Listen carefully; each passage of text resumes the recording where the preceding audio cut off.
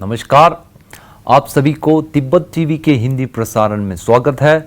Tibet TV के साप्ताहिक हिंदी समाचार में हम दर्शकों को परम पावन दलाई लामा, वर्तमान तिब्बत की परिस्थिति, निर्वासन में तिब्बत तथा तिब्बत मुक्ति साधना के संदर्भ में वैश्विक कार्यक्रमों का जानकारी उपलब्ध कराते हैं। आपके साथ मैं हूं तेंजिन पेलजोर। देखिए इस सप्ताह के प्रमुख खबर। परम पावन दलाई लामा जी द्वारा आर्य अवलोकितेश्वर अभिषेक का प्रदान। ल्हासा में तिब्बती विद्यार्थियों पर धार्मिक गतिविधियों में भाग लेने पर प्रतिबंध। कनाडा के सांसद डेविड स्वीट ने तिब्बत का मुद्दा उठाया। लॉकडाउन के चौथे चरण में तिब्बतन सेटलमेंट ऑफिस द्वारा स्वास्थ्य जांच एवं सफाई अभियान। भारत चीन सीमा पर तनाव के दौरान चीन के खिलाफ भारत का आक्रामक रुख। केंद्रीय तिब्बती प्रशासन के सिक्योंग डॉक्टर लोब्संग संगे द्वारा तिब्बती समुदाय को कोरोना महामारी संबंधी नवीनतम जानकारी। अब सुनिए खबर विस्तार से। आज सुबह परम पावन दलाई लामा जी ने धर्मशाला स्थित अपने निवास से विश्व के सभी बौद्ध श्रद्धालुओं तथा अनुयायियों को ऑनलाइन के माध्यम से आर्य अवलोकितेश्वर अभिषेक प्रदान किया। उन्होंने अपने संबोधन में कहा कि आर्य अवलोकितेश्वर अभिषेक मनुष्य के जीवन में करुणामय मन विकसित करने की उद्देश्य से दिया जाता है।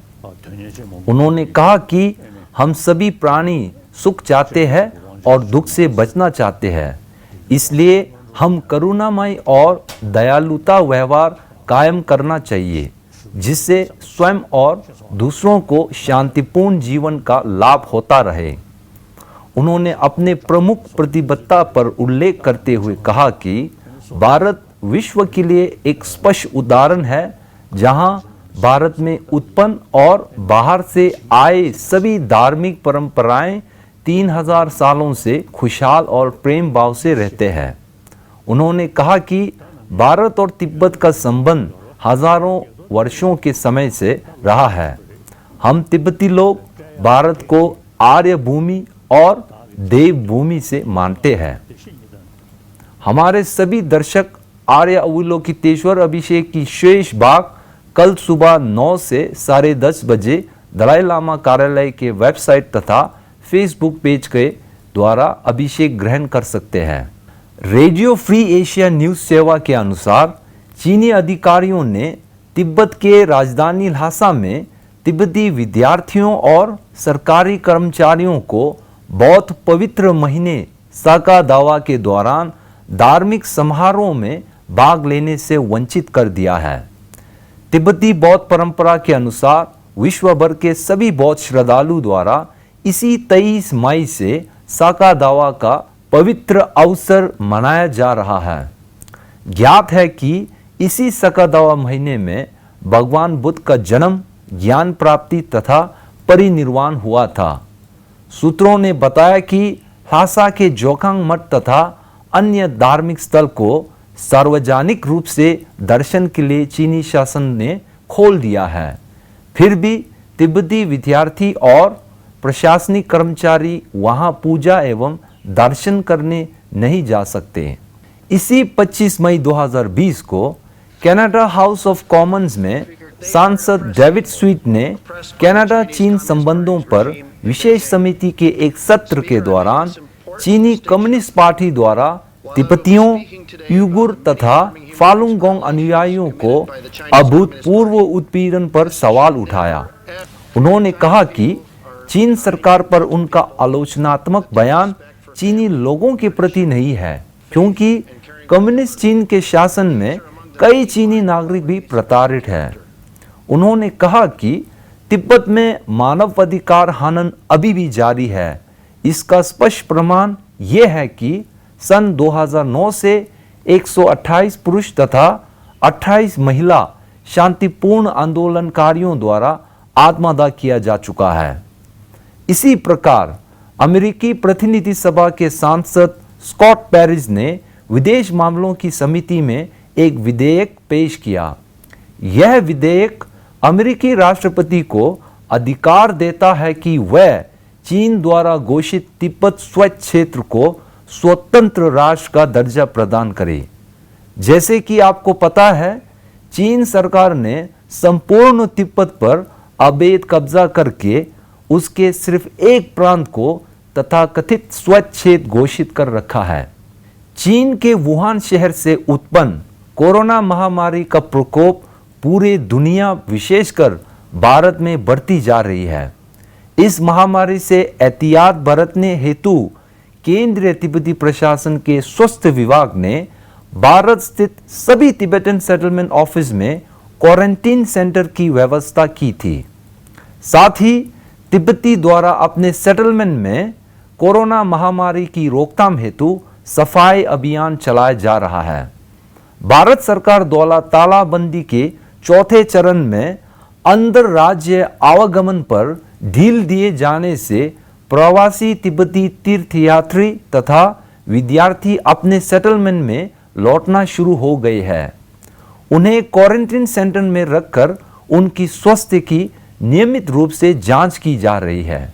इसी प्रकार केंद्रीय तिब्बती प्रशासन के शिक्षा विभाग ने भारत के विभिन्न शहरों जैसे बड़ौदा, वाराणसी और सेलाकुई आदि में तालाबंदी के कारण फंसे तिब्बती विद्यार्थियों को अपने घर वापस लाने का प्रयास कर रहा है और कई लोग अपने घर आ चुके हैं। तिब्बती प्रशासन के मुख्यालय धर्मशाला में कई तिब्बती विद्यार्थियों को क्वारंटीन सेंटर शेरप गासेलिंग तथा तिब्बतन रिसेप्शन सेंटर में रखा गया है। इस केंद्र का मुआयना करने के लिए सिक्योंग डॉक्टर सांगे के नेतृत्व में शिक्षा विभाग के कालुन डॉक्टर पेमा यांगचेन, स्वास्थ्य विभाग के कालुन श्री छोक्योंग वंगचुक, स्वास्थ्य विभाग के सचिव श्री पालदिन थुंडुप तथा तिब्बत कल्याण अधिकारी श्री कुंगा छिरिंग ने द्वारा कर छात्रों को संबोधित किया गया। उन्होंने अपने संबोधन में विद्यार्थियों को सलाह दी कि वह ऑनलाइन पढ़ाई जारी रखे तथा कोरोना महामारी से बचाव संबंधी सभी निर्देशों का कड़ाई से पालन करें। भारतीय मीडिया के खबर अनुसार लगातार पिछले 22 दिनों से भारत चीन सीमा पर तनाव बढ़ी हुई है। चीन का भारत के हिमालय क्षेत्र जैसे लद्दाख, हिमाचल प्रदेश, उत्तराखंड, सिक्किम और अरुणाचल प्रदेश से सीमा लगती है।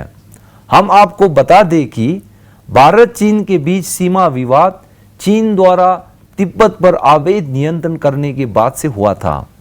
खबर है कि हाल में वास्तविक नियंत्रण रेखा यानी LAC सिक्किम की नकुला और लद्दाख के गलवान घाटी एवं पांगोंग झील में दोनों देशों के सैनिकों के बीच तीखे टकराव के मामले भी आए थे।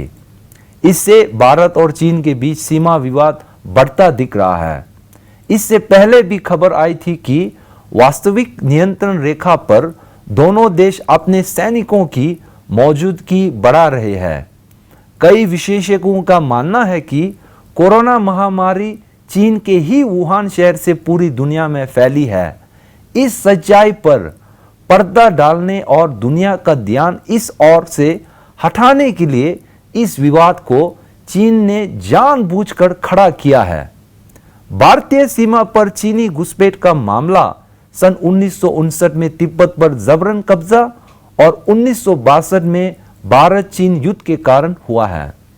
केंद्रीय तिब्बती प्रशासन के सिक्योंग डॉक्टर लोब्सांग सांगे ने तिब्बत टीवी के माध्यम से साप्ताहिक प्रेस ब्रीफिंग में कोरोना महामारी के बारे में तिब्बती समुदाय को नवीनतम जानकारी दी है।